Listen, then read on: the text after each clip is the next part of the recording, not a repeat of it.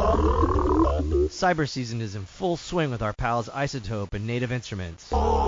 Get huge discounts on everything from Guitar Rig 7, Complete 14 bundles, and one of our favorites here at the Cult and Culture Podcast, Ozone 11 EQ. Go to isotope.com and nativeinstruments.com to feast on the audio goodness. Yum. You can also get additional savings on other softwares by using the code RUIN10. DistroKid now also has a motherfucking app. The DistroKid app is available for iOS and Android. You can download it at distrokid.com/app/, or you can get it in the App Store.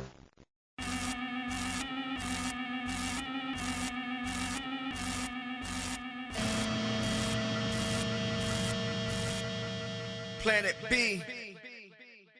Here we are with episode 4 of Cult and Culture.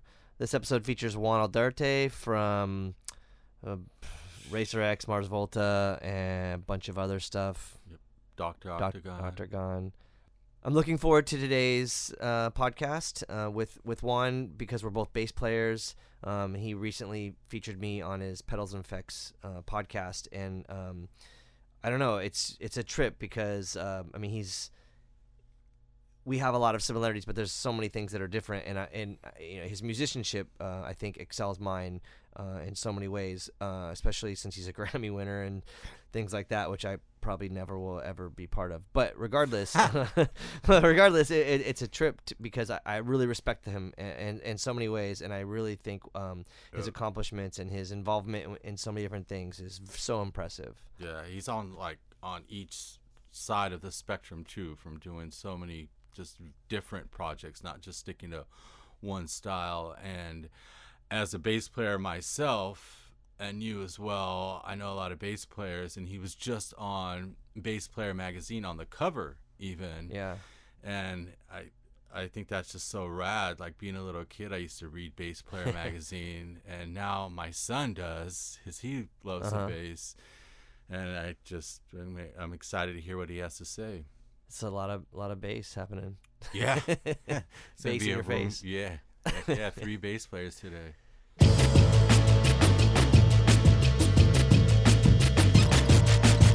Here we are with Juan. Can you? I would prefer you to of introduce yourself and tell us what your resume, I guess. Sure. It spans quite a lot of stuff. Yeah. All right. So my name is Juan Alderete de la Peña. I'm born in Los Angeles. And I lived in LA till I was a little kid, 8 years old or whatever. We moved to San Diego, lived in San Diego for a year, and then went to the Bay Area. And then I kind of grew up in the Bay, and then came back to LA to go to music school when I was 20 or whatever. And then which school? Musicians Institute. Okay. When I in the 80s, because I'm 53 years old. So in the 80s, I was obsessed with Zappa, and I wanted to, how do you get in Frank Zappa's band? And so you got to be a good musician and sight read. Shit, I didn't know that because I didn't know how. And so I'm like, all right. But the crazy thing is I was obsessed with Zappa, but by the time I got accepted to the school and made enough money to move down, my favorite band was Killing Joke.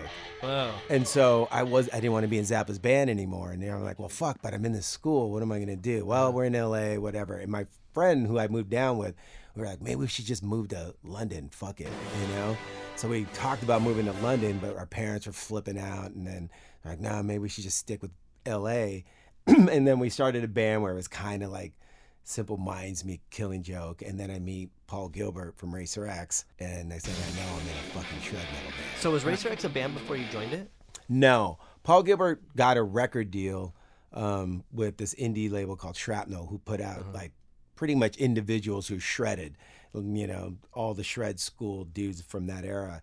But Paul was always wanted to be more rock. Like, he wanted to be in a band. He's like, I don't want it to be my name. I'd rather be in a band. Like, he loved Van Halen, he loved AC/DC.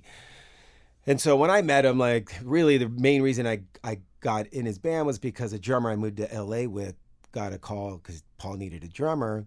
And so he was going to go for this audition. He goes, well, my roommate's a bass player and we kind of have a band. And Paul goes, well, bring him. I need a bass player.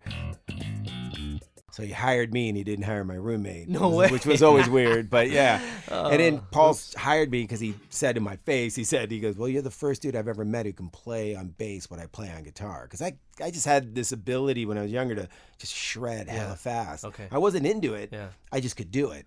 And, you know, at that point too, I was like, by the time I met Paul, which was 6 months into me going to music school, I was getting way into hip hop. Because my little brother was into it. So what year was this? This is like 80. Fuck, let me think about this. 85. Yeah, 85. March of 85, I moved to LA for music school. So this is like Run DMC, Raising Hell, and before all that, like fucking Nucleus and like, I mean. First Beastie Boys license? No, before that. So it'd be like, let me think about this. I got to think of like, because my little brother had a lowrider, and then when I moved to LA, he's just like, take my lowrider, I'm gonna get another lowrider. So I showed up to LA in a lowrider, and I had bumping speakers, so I would just remember what I would bump, and I would bump like Nucleus, UTFO, first LL I think was probably out by then, definitely, and then so it was kind of like all New York stuff, but it was definitely drum machine, not so much sampling, more like. You know, that kind of shit. Yeah. And I was way into that. So when Paul would get into my lowrider, I'd always be bumping. I would listen to that snare, listen to that bass drum. And he's just like, I don't get it, you know? Wow. But I was still like shredding because I was like, well, I want to make his record. He was making a record. I was like, fuck, I came here to make records. So make a record with this dude. So next thing I knew, for 3 years, I was shredding, like, you know, standing in a room full of men, seeing how fast I could play, pretty much. So it's crazy.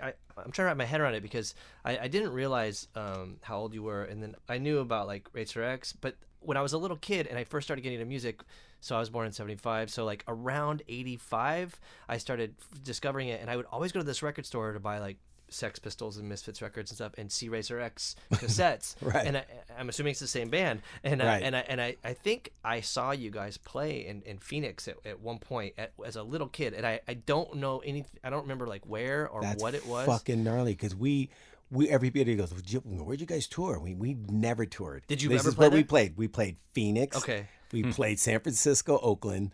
We played LA, of course, all over the place. We played one show in Chicago. And then we played, like, I think San Luis Obispo or somewhere like that. So kind of like where you could pretty much just go to, like, in one night. Right. And because we couldn't tour because we didn't have a record label, tour support. We didn't know how big we were. I mean, I think back then, if like an agent would have said, oh, you guys are doing really well, we could do so. But it wasn't like that back then. And so, yeah, we played Phoenix a couple of times because we could. Wow, I mean, and our singer was from Phoenix. Okay. So he was in a band called Surgical Steel. And, there's some cheesy metal movie that Surgical Steel's in. I wish I could remember what it is. I don't know. There was like this other band, Sacred Reich, I think was from Phoenix. Or maybe it was like a show with them because I liked them. Maybe. But anyhow, yeah, it's crazy. That's crazy. Yeah, because back then, you know, too, like I love telling people is like back then in the mid 80s and early, you know, mid 80s or whatever, the lines were really blurry with speed metal, punk, metal. You know, you would see that on bills. We'd see some of these bands. I'm like, whoa, these dudes are thrashing crazy. And Paul would hate that. Paul hated dissonance and all this shit. And Bruce, the other guitar player, and I would be like, oh, this is fucking awesome. You know, because it was all like, you just didn't know. I mean, listen to like Suicidal. Like Suicidal was like, were they metal? Were like Bad Brains on fucking ISI. Like, it's like, are they metal? Or what the fuck is this?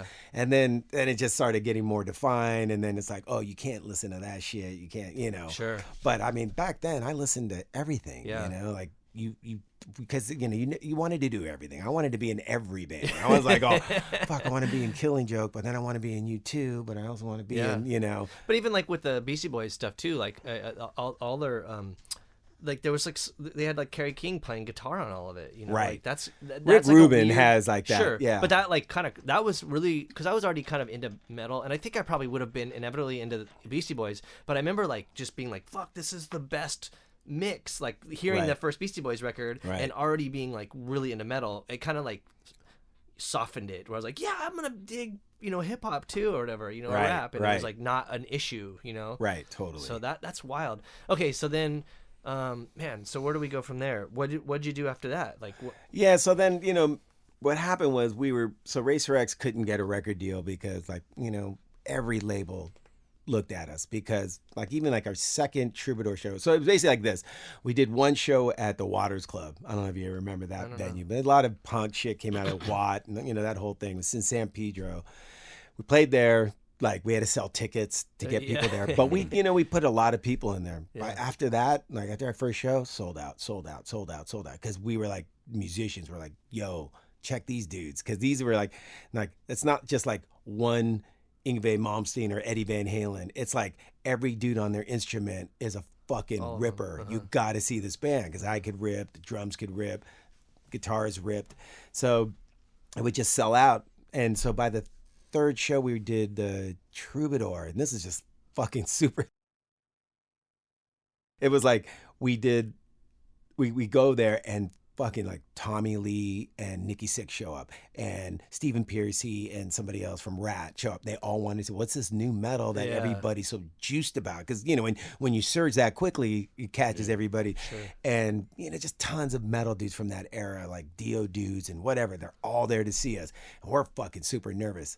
End of the show, none of them are there. They're probably all like, oh, fuck this won't work. This sucks, because it's just shred. It's like there's no songs and shit. It's all based around making sure that you see how much we rip, and it's some ways it pretty much was that. So so just we couldn't get a record deal, but every label checked us out. Every label paid for a showcase, and and they just would call me up, because I ran the band business and shit, and they would call me up and like, if you get rid of the singer, maybe we could talk and streamline the songs. And we were just like, no, fuck you. Dumbasses. That's great. I love it. And then Paul ended up getting a call from dudes who would eventually be Mr. Big. Oh yeah. So he split to do Mr. Big. So then we started a new band, the remaining members. So it was the drummer, Scott Travis, Bruce Bouillet, the other guitar player, and me. We get a different singer.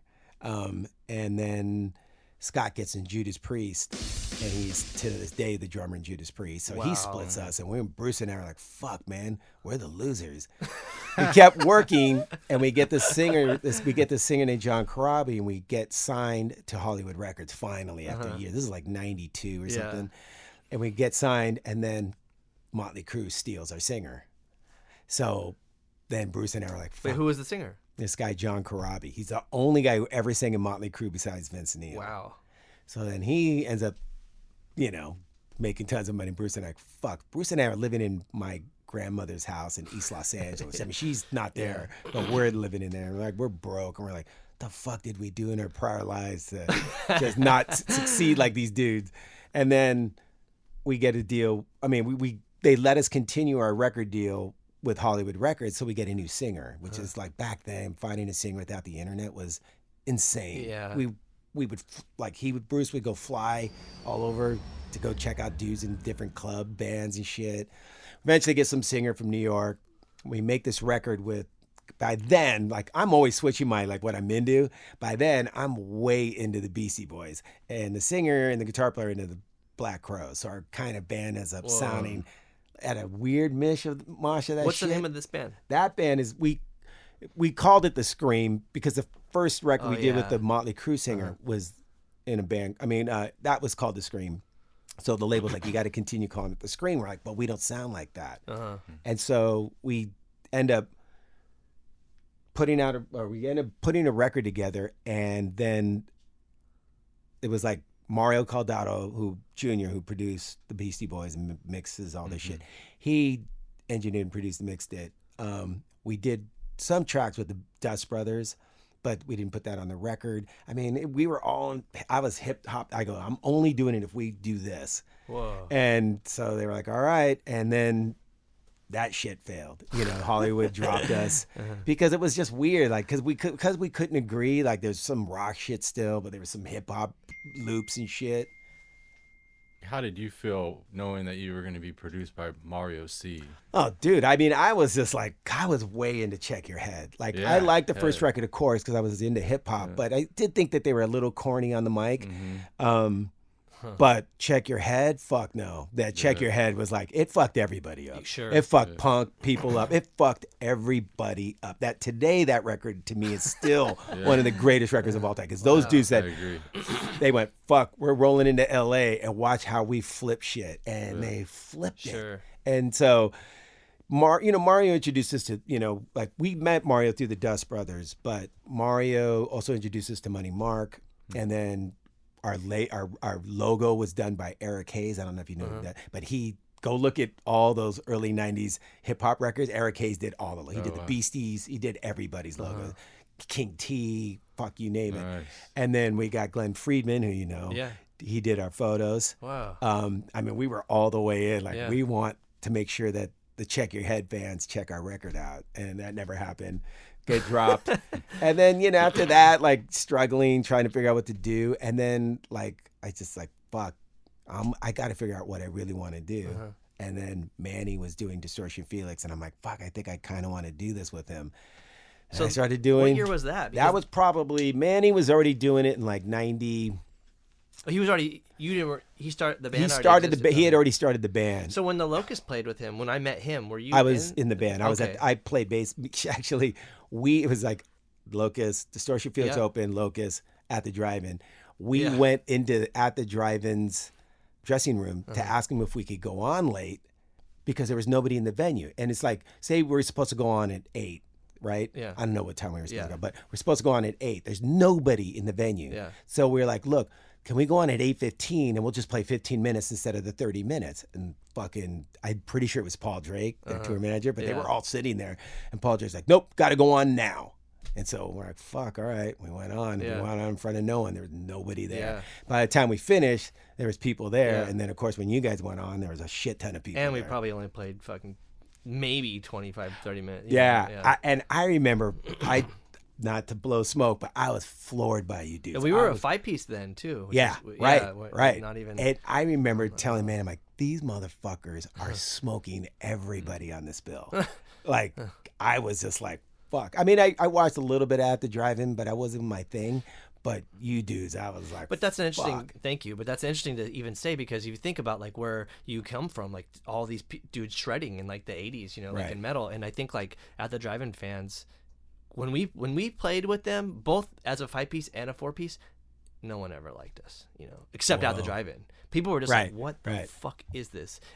With the exception of Japan, because I think they're Japanese people are just the best, or whatever. Yes, but any U.S. shows, it was just like, why are we opening for this band? They're really cool and we really like them, but their fans were just like, fuck this, That's crazy. I mean, I remember that show, People Being India, though. At that Troubadour show. So I do. And I mean, maybe because Manny and I were yelling our asses off, but I remember going, fuck. I remember thinking at that point, I'm like, I used to think Manny, what we did was pretty crazy because it was just so onslaught of low end because he would tune his guitar down to A. And I'd be hella low and it's just fucking low end. But I saw you guys, I'm like, oh, fuck, it's this kids play. Everybody else's kids play to this shit. This shit is fucking everybody up. And then I just so I can get this in, then cut to probably the next time I think I see you guys is at the All Tomorrow's party. And I always tell people they came on and fucked everybody up at All Tomorrow's party. I remember just going, Jonathan and I were just grabbing each other going, fuck, they're pretty much killing everybody right now. At least... the one that Mars Volta did. Yeah, okay. At least with intensity. Sure. Diamanda, I'm not putting her in that same group of bands or whatever. I'm putting any bands that were bringing a lot of intensity. Sure. And I was just like, you guys rolled and smoked everybody again. I was like, fuck, the Locust, dude. But again, you think about the aesthetic of it, because the Locust did the ATP with Mike Patton and the Melvins, and we were more kind of in line with a lot, or Phantom Moss played, and you're like, okay, that we weren't the odd band necessarily, because the one that Mars Volta did, it was like, damn, we're a little bit brutal or too brutal for most people, I was, because you can feel it, or when you're playing, you know how it is. You look at the crowd, and you're like, dude, these people are bummed, And I would see that. But the funny thing is too, even I would like to move away from the Locust stuff, but I remember playing the show at the El Rey with I think Murder City Devils or something, and Omar and Cedric were there, and this is kind of when we were maybe about to go to Japan or something. We're do a real tour with I guess it was at the drive-in, and anyhow, they were backstage, and they kind of were peering out by Gabe, and I remember Cedric cheering on whatever Gabe was playing, and it was so funny because we were playing, and I see the crowd Mercy Devils are great. They're old friends of ours, but people are, we're just kind of like not that into it. And all of a sudden, there's like this huge reaction from the crowd. I turn around and I'm like, fucking Cedric. He's on stage, like next to Gabe, like headbanging and shit. And like the crowd responded to him. And we're like, okay, here we go. That makes sense. That's awesome. Cedric kind of always gets the audience. Yeah, I know.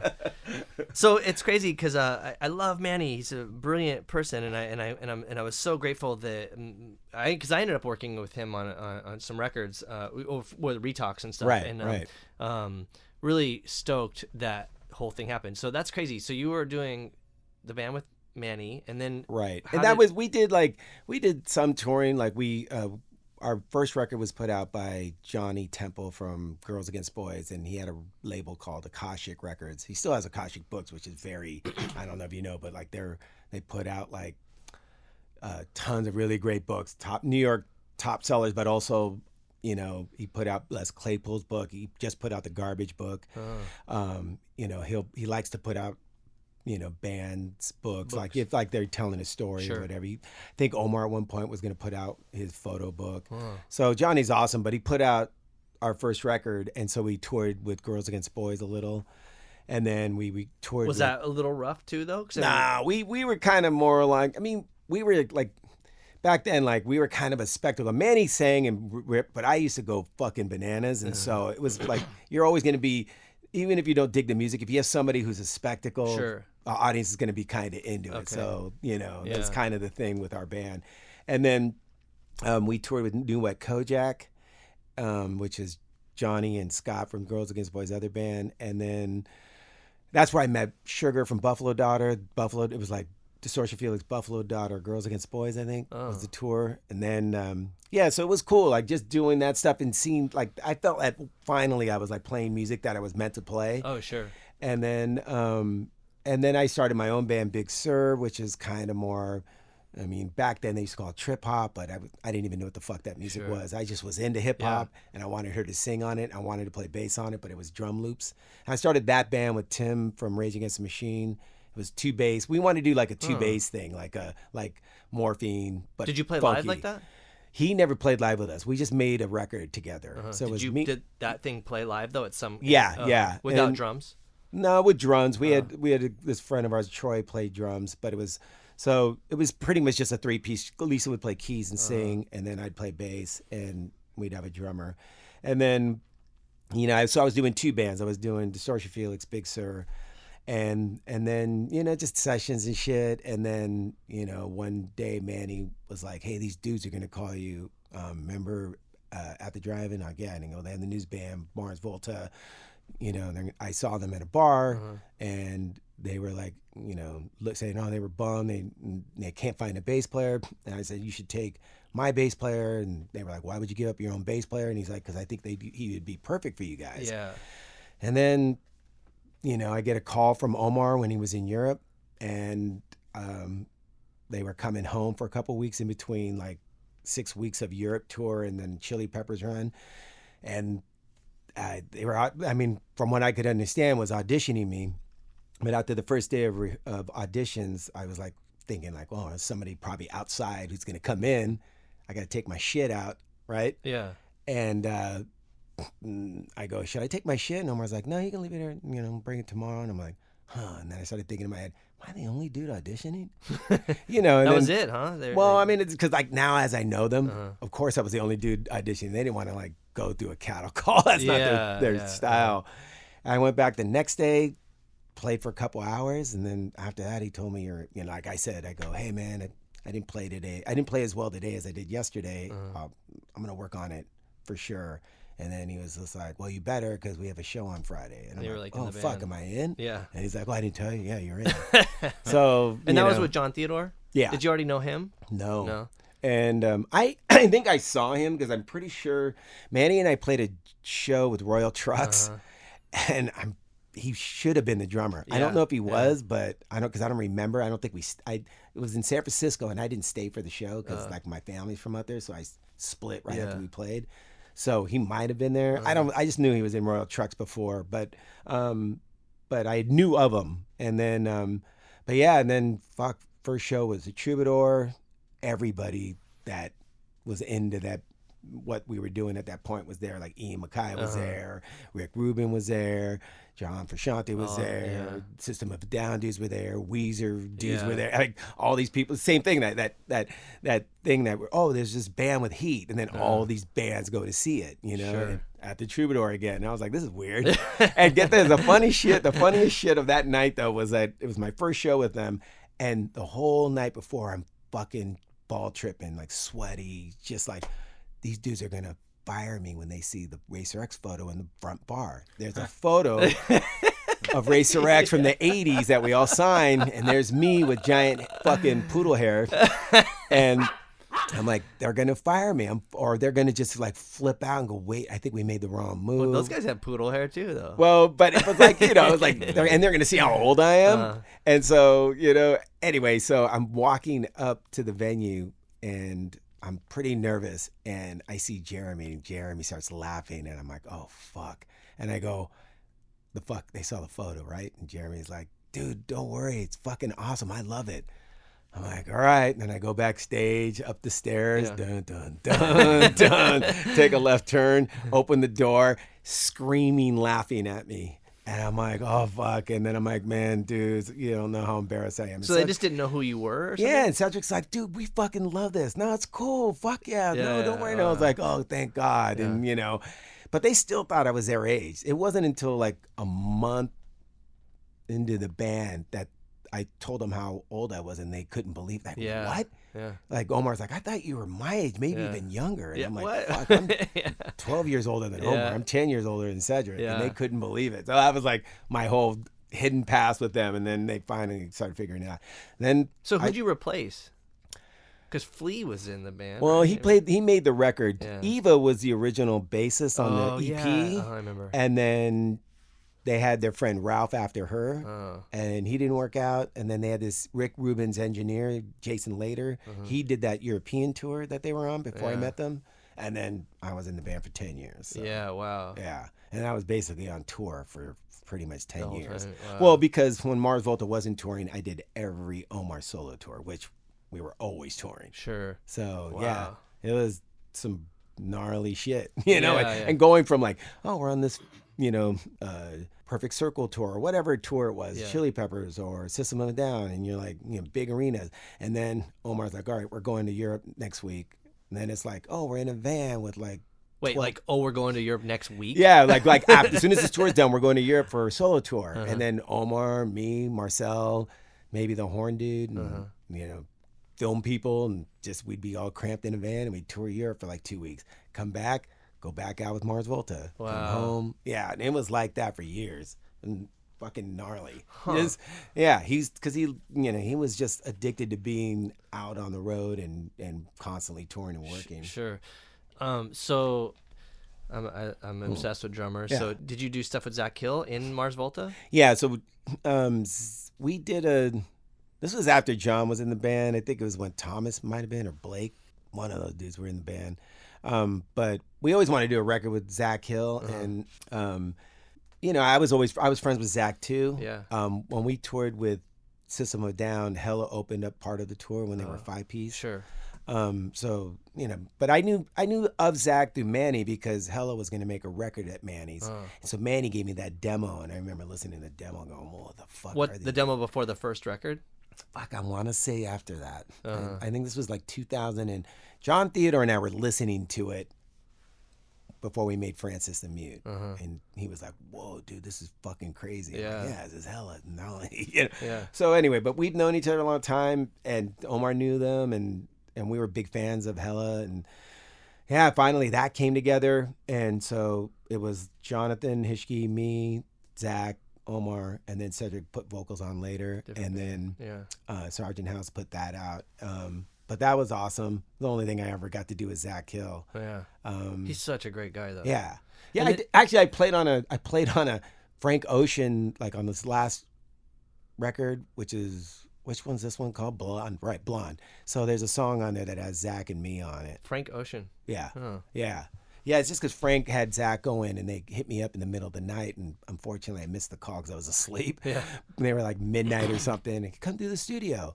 But I went on later and I recorded on some stuff that Zach had played on. Huh. And then what about Thomas Pridgeon? Mm-hmm. Yeah, I found Thomas through. You brought him into the band. I mean, Omar and I would like look for drummers, but I was just more connected in the shredder musician world, and there's a level that you have to match. You can't just get like a rock drummer, right? And you know, because John was insane, he was amazing, and so you know, when things were falling out between Omar and John, he was already bringing Blake back into the picture. So Blake was the original Mars Volta. He was on the Tremula EP? No. He never made it to a record. Oh, okay. And then he came in, and then he just didn't click with all of us. So then Omar's like, you know, oh, no, that's right. I had already found this guy. Well, Jonathan Hischke had told me about this guy, D'Antoni, and he's like, check this dude out on MySpace. Yeah. Like, whoa, it's this thing called Asteroid Power Up. And so then we wanted to get rid of Blake, so you know, Ike and Paul and I would be like, hey, when Omar looks like he's walking onto our bus, play Asteroid Power Up. And we're like, yeah. And then Omar will go, who is this? And so sure enough, like fucking clockwork, Omar walks onto our bus and we're playing it. And he's like, who's this? And I'm like, that's that motherfucker D. This is the dude we need to get. Blake's not our drummer, you know? Wow, and it was like that. Yeah. Covert.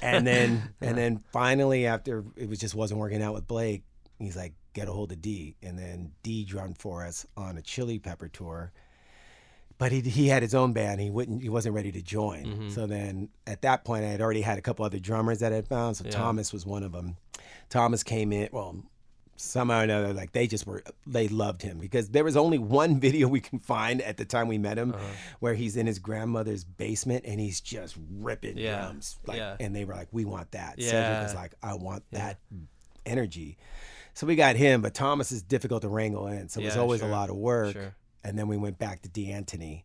And so then D'Antoni ended up doing the last record and last whatever touring that we did. Yeah. So wow, it's such a crazy lineage of stuff. You know, even the Thomas Pridgeon stuff is crazy. Like, and then you went and played in Trash Talk, and you're like, that's the weirdest thing. But so the funny thing is, when you were telling me about like when you were first playing, you know, like your like those early shows at the Troubadour when you guys were all ripping and all the other people there to see you guys, and you guys were just like everyone shredding. That's kind of like how I felt when Mars Volta came about. You're like, I was like, how? I mean, like, because we liked it. We're like, dude, they're all ripping, but why is this appealing to the mainstream? Because we were really confused by that. Like, it made sense why At the Drive-In would be, because it has like, it's more hookier. And then we would play, you know, the Locust would play these shows with Mars Volta and be like, what in the fuck is going on? Like, you know, it's complicated music, and everybody's like, I mean, there was obviously melody and there was great songwriting, but there was like this level of I guess like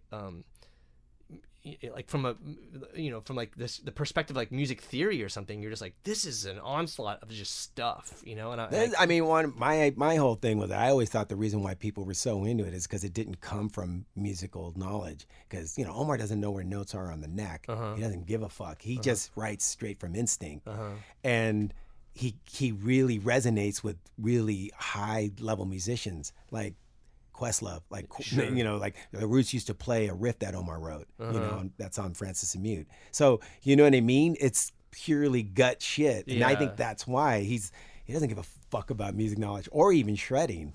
He just knew he had to get shredders to perform whatever it is that he heard in his head. So you get someone like John, get someone like me, you know, everybody pull them together, you know, and then, you know, it got pretty noodly by the third record, and I couldn't. Amputecture. I mean, for me, like, you know, I mean, I don't think the Locust stuff's that complicated, but there was times where I would hear like Mars Volta stuff come out, and I had to sit down with it and like really try to study it, you know, and like, so what was the first record you did?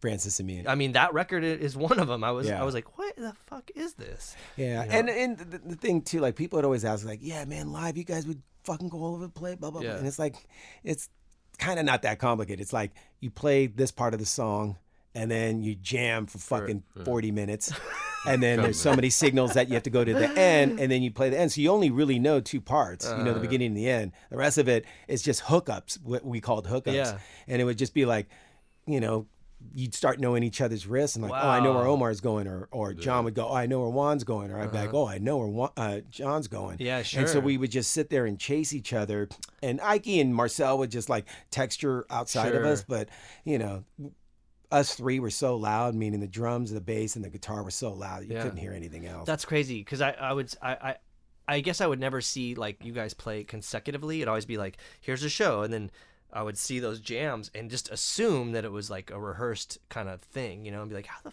fuck is When I joined the band, we used to do like a set list, and then like within that year or something like that, like we'd get the set list and it'd be like 2 songs. And yeah. This is weird. Yeah. And it'd be like Roulette Dares and Cicatrice. And I'm like, okay. And then in next day, it'd be Cicatrice and Roulette Dares. And then, or whatever. It would just be like 2 or 3 song sets. And it was just like, stretch it. And I mean, I have no idea why they went into that zone, but they were into it. And so then what would Cedric do? Because that seems like dance, almost like the hardest. Yeah, he would dance and sing, climb on shit. Yeah, you know, that's do kind of crazy shit. too, huh? Yeah, you're the singer, and there's a 40-minute jam. You know, like what are you gonna do for 40 minutes? Like climb? I guess climb on a raptor. You ad lib and do a little bit of ad lib vocal, but he was into it. Like it was wild times. Like I'll never live through something like that again. Yeah. You know, stressful shit, because you know it is just stressful being in a band like that with volatile, you know, personalities and stuff, and you know everybody's just so intense. Yeah. You know, and so.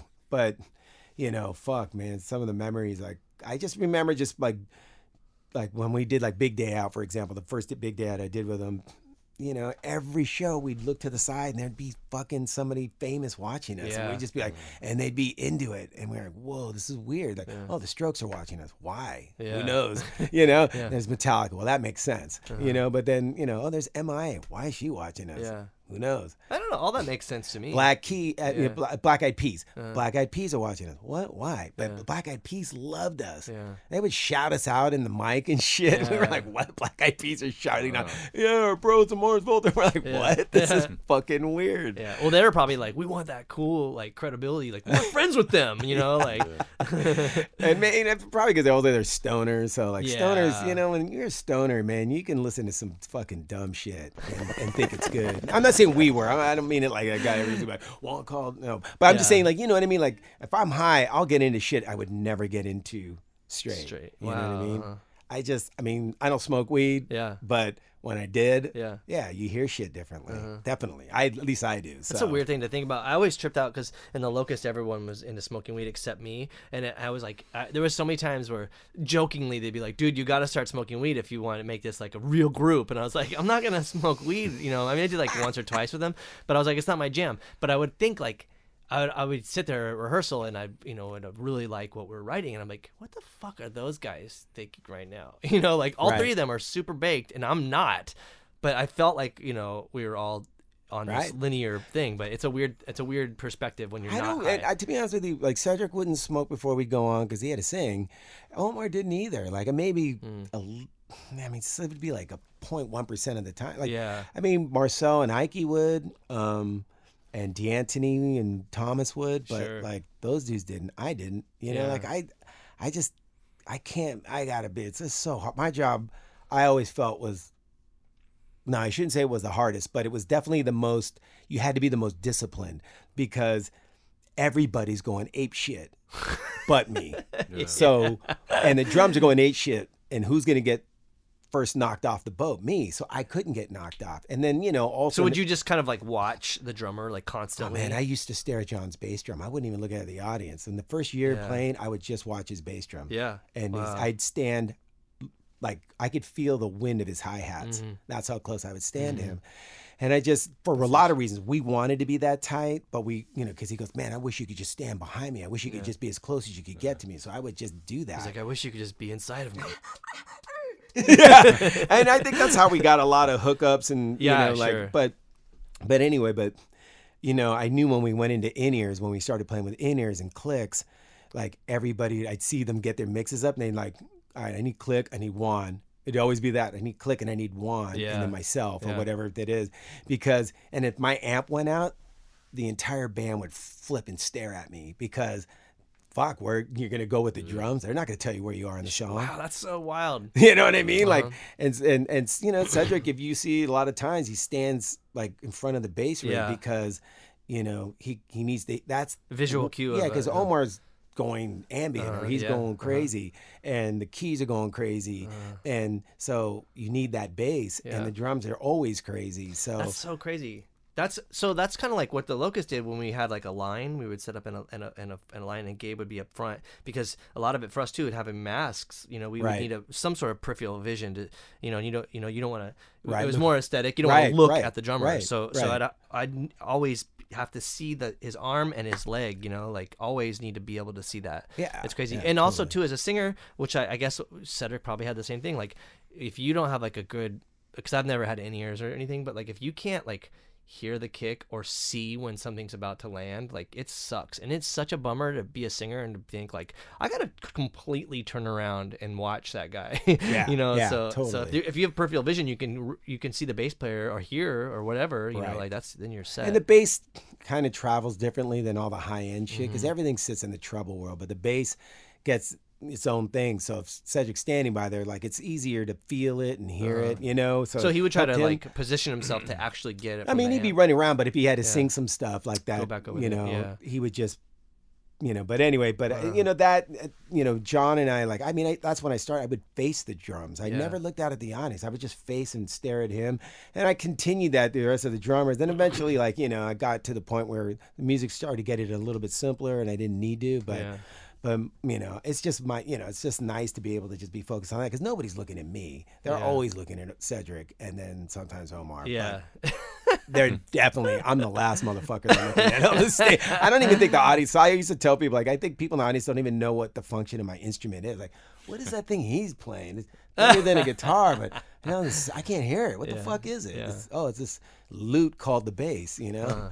It's so funny talking to you about all this because now I remember, like, seeing you guys play and watching the dynamic that you would have, you know, with the drums. Like, it's such a weird, because I would, as a bass player, I'd be like, whoa, that's crazy. Look at that connection that's happening right there. You can see it, you know, if you know it. But if you didn't know it, you'd be like, whatever. Like, the guy with the hair that's fucking climbing up the know, the side of the stage or whatever. Well, the other thing that we'd always do, like we'd come out and they would only let the photographers in the photography pit for half of the first song, then they'd have to get cleared out.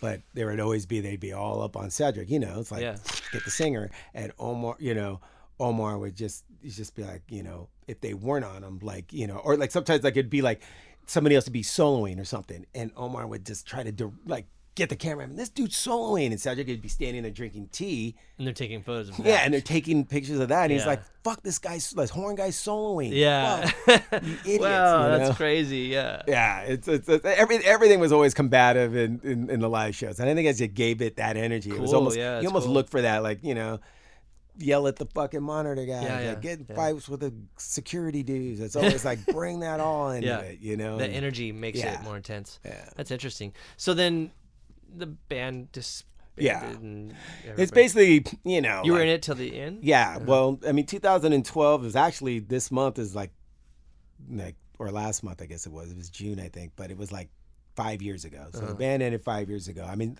I hear that they're going to do the band again. I'm sure they will. Yeah. But you'll get the call. You're like, we have a show tomorrow. No, I won't get the call. I won't get the call for a lot of reasons, but I'm sure they will do it. I mean, they should do it. Yeah. It's like, it's a great band, and I hope they do it, you know, because it's like, it did fuck people up. I like anything that fucked people up, you know what I mean? And so, but yeah, it just, you could tell it's like their communications, everybody's communication was fucked at the end. And so then I also heard that he was starting a new band, Bosnian Rainbows, and then Cedric was doing solo, and Cedric goes, hey, do you want to do the solo band with me? And I was like, I mean, what am I going to say? No. I'm not doing anything either. You know? Who was in that? So in the beginning, it was Cedric and Johnny Polanski and me, and then we got this guy, Greg Rogov, who plays in Devendra Banhart's band. So he was our drummer, and then Johnny just couldn't afford to do it. And so we got Dan Elkin, who played in Hella. He played guitar. And Nate Walcott, who he's Bright Eyes Keys. And then he Desperados, I think, and then he's also in the Chili Peppers now playing keys. But he was a keyboard player, and so we made a bunch of recordings, and we did one run where it was Dot Hacker, who's Josh Klinghoffer, Hishke's band, and then Zavala's is what it was called. And we did one, 1 week or 1.5 week, 2 week run where we went up the coast. We opened for the Chili Peppers in Alaska. Whoa. And that was pretty much it. After what started happening is everybody started running out of money. And the guitar player, Dan, I was the first one. I started playing in Deltron 3030 because I told Cedric, yo, I'm running out of money.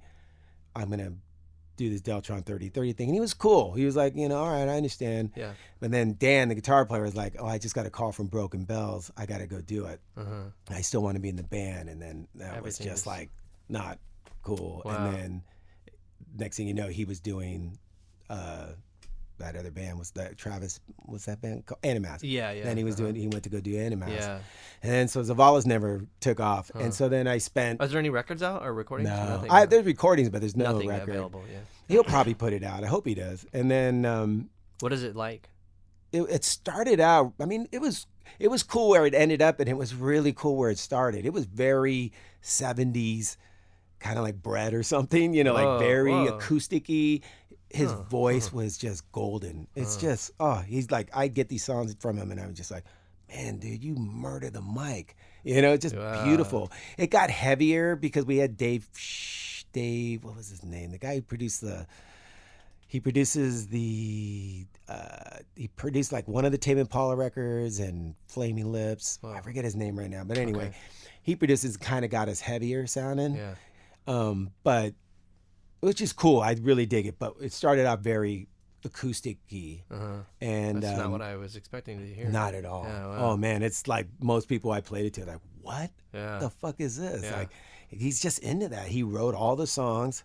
And then, but as it developed, we all started inputting more, so it started not sounding like that. And then the producer kind of got us to sound more rock. And then, then it just fell apart. And then, then I just continued to tour with Deltron. So I spent like 2.5 years playing in Deltron 3030, which is a hip hop group. Yeah. And so it's the Automator, who I know from the early 90s, that I used to record with him all the time, and we made, he made, but like I played bass on the first Dr. Octagon record. And he would always give me these, like, hey, I'm going to go out and tour. Do you want to do this? And I'd be like, oh, either I could do it or I couldn't do it. So is he on the first Dr. Octagon record? Or Automator. Yeah. Yeah, he's the producer. Okay. So he does. Right. Yeah. So that's like the obvious. So he was like, this is my homie, have him play bass. No, I mean, he was nobody when I met him. He was just producing, like doing remixes and shit. And so I was just playing on a ton of shit for him. And then he would just go make beats and shit. And then he'd make Keith, and he used some of that, but he had all this other shit he had. And so he made the first Octagon record, and after that, he blew up. I mean, we were rehearsing with the Scratch Pickles. It was like the original Scratch Pickles, so it was Mike and D-Styles and fucking Qbert. One of the other original dudes. Disc, was it? Maybe, yeah, Disc. Yes. Yeah. And so they were the band. I was on bass.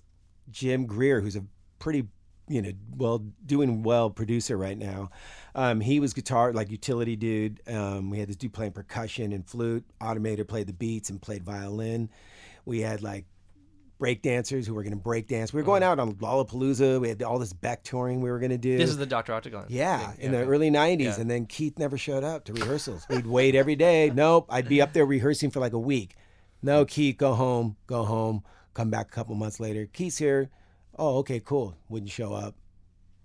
And then, so I'd never see him. And it never hit touring. Like, I got a call. No, it was like, I was flying out the next day, and I go, fuck, I don't have my boarding pass or any flight info. So I call the manager up. I go, hey, I need my flight info. And she goes, oh, shit, you didn't hear. And I go, what? She goes, we're not doing the tour. Everything's canceled. I'm like, what? Nobody told me. She goes, oh, I'm sorry. Nobody told me. And so I didn't go out on it. There was nothing to go out on. It was like Lollapalooza wiped, Beck Dates wiped, all this shit wiped. And then, so the Automator continued to make really, great records, Handsome Boy Modeling School, Peeping Tom. He'd ask me to do tours, and sometimes I could do it, sometimes I couldn't. And he asked me to do Deltron in the beginning, but I couldn't. And so he got this other dude, and then he made the first Deltron record. So when did you come in, on the second record? No, yeah, the second record, and that's it. And the second record's 10 years after the first record, so it's Whoa. like completely different. I didn't realize that. I mean, he called me his manager called me for the Gorillaz when he was doing that to play bass when he did the first Gorillaz record. They didn't do much touring with that.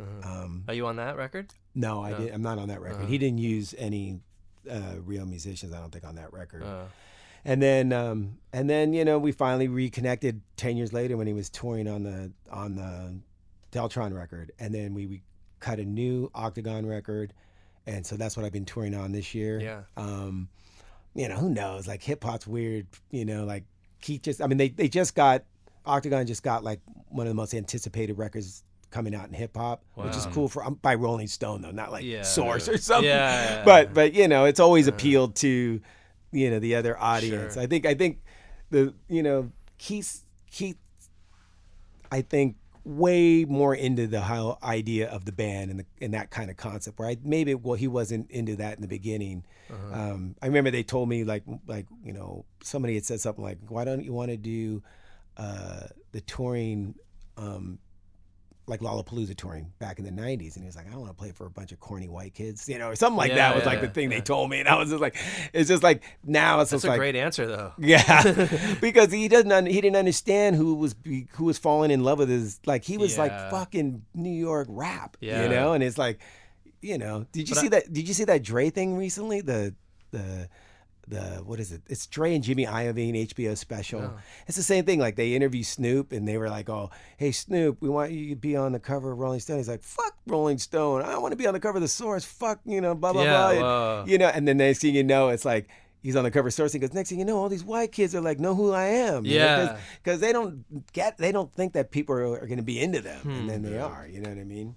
But I remember like kind of discovering the first Dr. Octagon, and it was like all my punk friends were kind of into it. I think maybe even Sonny K turned me onto it or something. When it first came out, and I was like, dude, this is weird. When you listen to it, there's like even a shout out about Spaz on that record or whatever. Yeah, and then there's also like Puzzhead did the artwork and like on the new record, the guy from Exodus, Gary, who's in Slayer now, he was on the new record. So are you on the new record? Yeah. Okay. So it's like it's dark, it's heavy, but it's hip hop, and it's Keith, and he's wild on the mic, and that's the thing is too. I was like, these lyrics are so fucked. I don't understand them, and that was kind of like that to me. I was like, this is like these are like these weird metaphors and like shit that wasn't obvious, which I feel like, no offense to hip hop in general, but a lot of the lyrics are pretty obvious, and I was like, what the hell is this guy talking about? And I felt like I was listening to like all the Airborne Radar or like all the weird shit that we were all into, like he's a super stream of consciousness. I mean, I was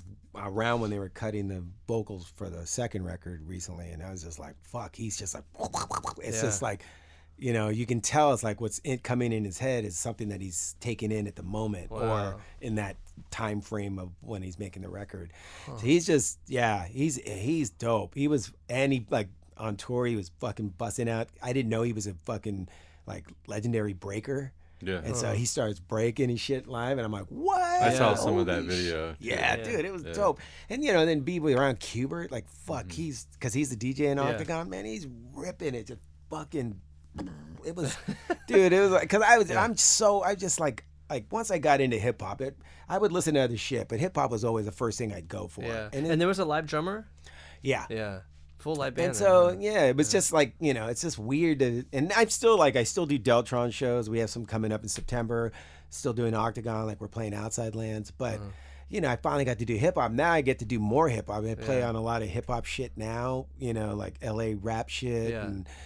Which is cool, it's always what I wanted to do. Like I kind of just got out of, after playing, Mars Volta, even though I was still doing some hip hop stuff, not as much. Now I just get to do hip hop. I'm a fuck yeah. It doesn't pay as much as being in a rock band, but fuck, it's what I want to do. Sure, you know what I mean? Yeah. Huh. And it's like I continue, like I'll get calls from producers like, like Mario will call me up or whoever, like they need, bass, and I know how to play that style of bass. Sure. Wow, that's great. So we'll see. Like right now, slow year. Like I'm all fuck. I hope one of these dudes wants to tour more than what we're doing. So let's take a little bit of a jump to the pedals and effects thing. So like, how did you start that? And also, did Nick also start it with you? Or? No. I started it 5 years ago. I saw that the band was gonna end, Mars Volta meaning, and so I built a studio, and I, just said I got to keep myself busy. I figured I'd have whatever project I could record in there and rehearse in there, and then I thought I'll shoot this thing. I was on tour with Mars Volta last year, and I was like, I came in, like we were backstage bored out of our fucking minds, and I was like, pedals and effects, huh? And I Googled it, and nobody had it. I'm like, fuck, I bought it right then and there. I'm like, fuck, I'll start a review site, because all review sites are guitar oriented at that time, 5 years ago. I'll be the first dude who does a legit bass one, like a bass like I play bass, like play some wild ass shit. Dudes will get like. I'm trying to help like bass players go, you don't have to just play traditional bass and then be unemployed the rest of your fucking life. Like, let's elevate the fucking instrument. You know what I mean? And so I started my site, and it was all right in the first couple of years. I don't make a lot of money. I do banner ads and shit, and then I was like, I gotta have guitar. And then Nick moved to LA, and he came into the studio, and I filmed him, and I've never seen his band or anything. Whoa. I just knew he's dope. Everybody told me, like Zach Hill told me, they call him the Kid, and they go, the Kid's fucking ripper. Jonathan would tell me, he came in, he started ripping shit in front of me, and I'm like, dude, and I started to go, no, we're not going to interview. I want to just video you doing this.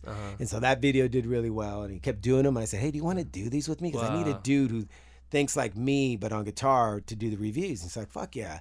So now, we do them together. Then he started inputting on content. He was like, let's do 100 pedals. I'm like, that's a great idea, because every time I do clinics, kids go, what does it sound like when you turn them all on? And I'm like, it sounds like shit, you dumbasses. But then it's like, actually, I don't mean it that mean. But I'm like, in my head, I'm just like, don't you know? But then I'm like, fuck, maybe they don't know. So then I was like, you're right, Nick. So we plugged in 100, 20, 40, 60 sound cool. 70 started getting a little crazy. After that, it's all white noise. Sounds like shit, but the video went viral, and then that skyrocketed us to a new level. We were like, dope. So that was like the first huge viral one. We got like 300,000 hits in like a week. Wow. And then it's funny, it really reminded me of like the 77 drummers and those things. Right. So I was like, wow, it's like that, but with pedals. So it seems like more, a little bit more cohesive. And it just gets wilder with Nick, and he has such great ideas, and so we try out shit. We got a lot of shit like we're gonna do, and then anybody who's building wild shit wants to get the pedals to us, because they know that our audience will buy shit without question. And it's not even so much because they like our musicianship. It's just because they trust our taste. Sure. And so they'll just be like, oh fuck, I can post a photo of something, and then dude will go. That maker will go, fuck, I just got like 10 orders by you just posting a photo. Yeah, wow. I'm like, because kids just like, oh, I trust this dude. He knows what's up. It's so funny when we did the episode together, and we talked about that shitty Boss distortion overdrive. You're like, watch, this is gonna sell. I'm like, fuck, that's crazy. Like, that sucks, because I'm not like the biggest Boss fan. It wasn't even like something I sought out. It just kind of like stuck with me or whatever. I mean, it's kids, because they don't, like they're out there, and the YouTube world's all new to people. It's still, I think, very frontierish. Like, yes, there's things that are very established, but it's still frontierish to where like you can find out a lot of shit on that fucking thing. So like, oh shit, I didn't know there was a pedal that made that sound. Because most of these dudes are just wanking on a fucking blues lick. Sure. And Nick and I are trying to figure out how flipped out can this fucking pedal go, and how do you use that in a band? Sure. And shit, like a lot of times I'll go out there and I'll wild out on a hip hop track. Yeah. That's a bass synth sound that they can't get with any synthesizer. Sure.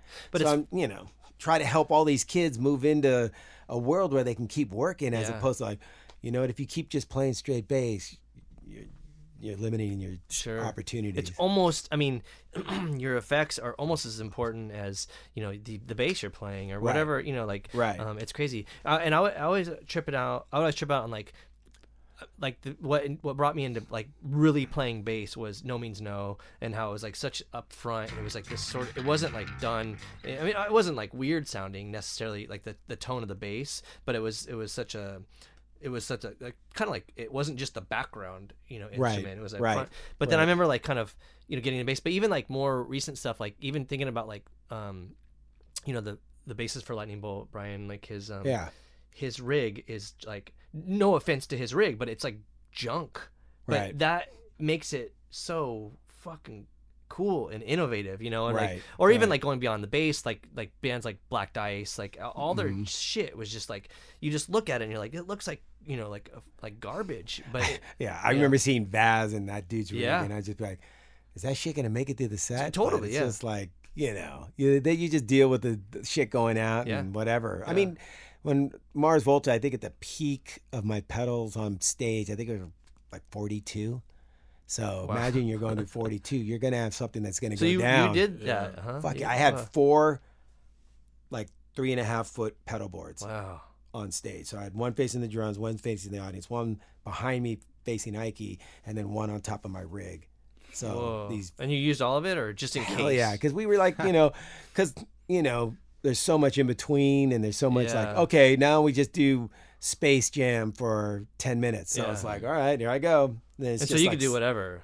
Yeah, for 10 minutes, he's Yeah. dropping shit, boom, boom, boom, like, Wow. yeah. So that was cool, and then by the end, we were like cutting back. You can't bring 4, you can bring 1. And then it was like, all the gear shrunk. Yeah. But like at that time, I think they told me like I had more weight in the touring than anything, more than the drums, which Whoa. is ridiculous for Yeah. bass. But I had 2 big bass rigs, 4 giant pedal boards, 6 basses, Whoa. backup heads, backup speakers.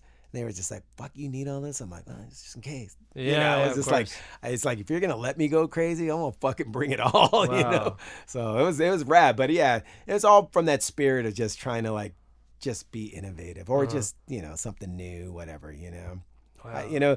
it's the same thing with hip hop, same with everything I like. I just like shit that does new shit. I'm not a nostalgia dude. I mean, I'll listen to like Motown and stuff if I want nostalgia, but like anything new, like I want to hear something I haven't heard yet and then have me get excited. Same in cinema or anything. You just want to, oh fuck, progress. Yeah, right? sure. It's like I said, I know this is a tough time in the world, but like I can't believe people are afraid of progress. I mean, not most people we know, Yeah. but Yeah. wherever the fuck else in this Sure. country that they don't want us to progress. Yeah. It's like, no, that's what it's all about. Like Yeah. we're supposed to fucking move forward. Yeah, sure. But music too. Music should be moving forward. Like I don't want it stuck. I Yeah. want to, I swear I get in all the time because I'm older, like I get in these music schools or some shit. And there's always the old dudes going, oh, these new kids just put on YouTube and learn how to play. I had to do it on a record. Like, fuck you. Like, Yeah. they got the tech. They have the new technology. Yeah. Let them, they're Do going it. they're going to create new shit Yeah. that you would have never come across yeah. on a fucking vinyl. You know what I mean? Like if it's YouTube, fuck it. Yeah. You can learn how to play an instrument at the highest level just watching YouTube. Yeah. Fuck yes.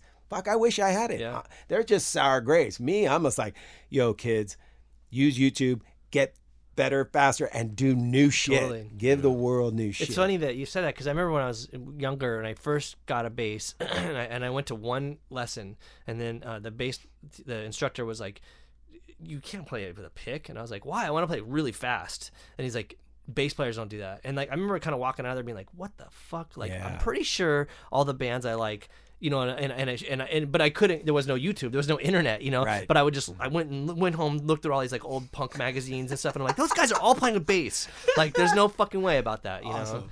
that's Yeah. such a weird thing. Yeah, we had to do that. We had to magazines.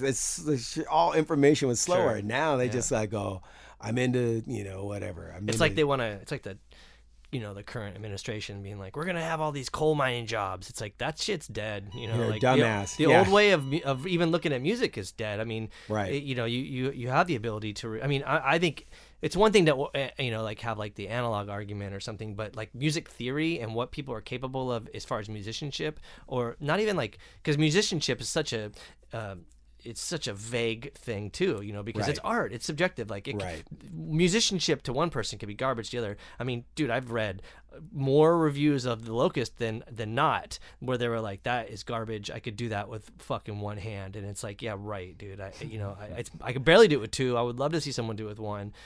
Whatever. So it's crazy to think about that, because Right. that was kind of like going back to the whole Mars Volta thing too. I was like, geez, how come this is acceptable on such a mainstream level? Like, like with the Red Hot Chili Peppers in is an example. I was thinking like, there's no way people are liking that band on tour with the Red Hot Chili Peppers, just because of their fan base. They're the ones that are like, like I said, like trying to keep their coal mining jobs or whatever. Yeah, we definitely get booed, and long haired faggots. Yeah. Flipping us off, throwing coins, which is always the worst. Coins hurt. Yeah. You know what I mean?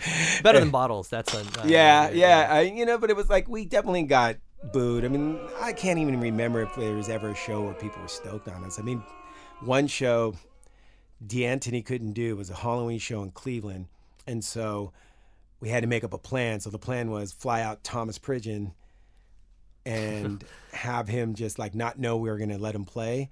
And hey, we're going to go jam in this back room. And so Omar had this riff and we worked on that riff with him. And he's like, you like that riff? And Tom's like, yeah, it's cool. And he's like, cool, we're going to go play it on stage. He's like, what, right now? And it's like, yeah. So we go out there. It was just a riff. Cedric had no lyrics or anything. Cedric goes out into the audience while we play this riff for like 30 minutes. So you just see like Cedric throughout the arena, just beers in the air. He just grabbed people's beers out of their hands. Yeah. And in the air they would go. I'd see him all the way at the back of the arena, beers up in the air. And no one like kicked his ass or anything? They're booing. They're fuck, what is this? Ah, fuck you. You know, and Cedric was just like in their face, just doing his fucking Did thing. he sing at all? Not a fucking note. I mean, he might have, no, I take that back. He sang like for a second in the beginning, just, ad-libbing. And then it was like, mic up in the air, out in the audience, Wow. And we did that shit a lot. Like, if he was like getting sick, he would just like sing a little, go out in the audience, start fucking throwing shit, doing that's great. shit. I mean, you watch like, there's that whole Red Hot Chili Peppers, I think it was like on some MTV show where you see them like throwing their instrument, like they're not playing, they're lip syncing, performing. Right. And I was like, damn, that's really cool. So they must get it to some extent. Yeah. But that's wild because I did these stupid shows with the Bloody Beetroots, and it was like, it was like 15,000 people or something, and I remember, those guys, the Bloody Beetroots, like, you have to stage dive, you have to be punk, and all this garbage. It was stupid. But point is, I would go out in the audience. And people start fucking punching me in the dick. And like at one point, I mean, I had one pair of shoes. This motherfucker takes my shoe off. And I'm like, dude, that's not happening. Because we were about to get on a plane and fly to another festival. And so here I am. Like, my whole objective is like, that white pasty motherfucking Australian guy has my van, my slip-on van. And I was just fucking him up. Like, give him my shoe, dude. I can't believe this, And like, so how does Cedric, it seems like Red Hot Chili Pepper fans would be just like relentless, especially if you're throwing people's beers. I was just singing. I just staged over and singing. I'm like, no, that guy stole my shoe. Right. One of the craziest ones I remember was we played Madison Square Garden 2003, and we finished playing, and we're walking off, and there was this group of dudes as we were walking off stage left, going, and they were yelling, and John starts fucking flipping them off, and they were like blah blah, and John starts going, I mean, they were flipping John off, so John flipped them off, and then they started going, come here fucking, and John's like, you come here, and he's like pointing him to come down, and they start coming down, and of course our crew's like, get the fuck off, what are you guys doing? But I'm like, I just, I'm only in the band for like 3 weeks, and I'm just like, what the fuck, this is, and then like multiply that by, I don't know, 30 times that it happened where opening up for Perfect Circle, and Omar takes his guitar off and swings it like he knows he's not going to hit the dude, but that dude doesn't know. And so you see the dude getting on, and Omar's laughing at the guy for like getting all scared. I think that was in Amarillo, Texas. Well, and, and we would get booed all the time. Europe, it would happen. It just it's because it was different. But booed when you were opening. Yeah, you were never like that. And again, like that's what I loved about that band, man. When I joined it, I was like, this shit is dope. One, it's fucking Latino dudes, of course, and John's and Ike weren't, but like the front dudes were Latino dudes, and I was like, that's dope. Sometimes the lyrics are in Spanish. That's dope. And then they don't give a fuck, and they're like wearing tight pants and bell bottoms, and shit. And I'm just like, if people are calling them faggot and whatever, and I'm just like going, it's all constantly, it was like, fuck you to the audience, constantly. Oh, you don't want us to play fucking one song? We're gonna play one song. Totally, it was testing them. You know what I mean? I love that. Yeah, I mean, you're gonna see that, I'm sure, with Mike. I mean, when you start doing your Dead Cross shit. Oh, sure. Oh, somebody told me like the last thing he toured, one of the bands, Tomahawk, whatever, he plays something at the beginning before they go on. It's like 15 minutes just to fucking test the audience. People get like upset. Because the Automator is really good friends with Mike. And he was like, Mike just like loves to fuck with the audience. And that's great. And like somebody I know was there, and they said they knew he was going to do that, but he said, you watch the audience, and it's like, the fuck is this music? I forget, it's like maybe some kind of African chant or some shit. It gets louder, and He did it when Retox toured with Tomahawk, but it wasn't that annoying. But Really? But if I was like a regular person, probably like be like, this Right, sucks. right, you know? exactly. That's what I mean. Like if you're, Square, one of the Square fans, you're gonna be like, fuck this. Yeah. I mean, Deltron 3030, we play this tennis match that goes on for like 15 minutes. It's like punk, because eventually it ends on 3030, but it. Right. But it's just like to test the audience. Automators does that same shit. He's just like watching people getting like irritated. Like, is this fucking gonna end? Yeah. And it's just, boom. Oh, what a great shot. It's just like that kind of yeah, tennis yeah, talk. yeah. It's pretty funny, but fuck, I'm sure like I'd probably eventually go, all right, get the fuck on the stage. You played the audio of a tennis match. Yeah, before we go on. Punk. And That's then the great. commentary is what's the funniest. It's just the way they talk about it. And, did you see that? Because I think it's two women Oh yeah. games, so it's just like you can take it sexually. Yeah, sure. So it's pretty funny. Wow. Man, that's great.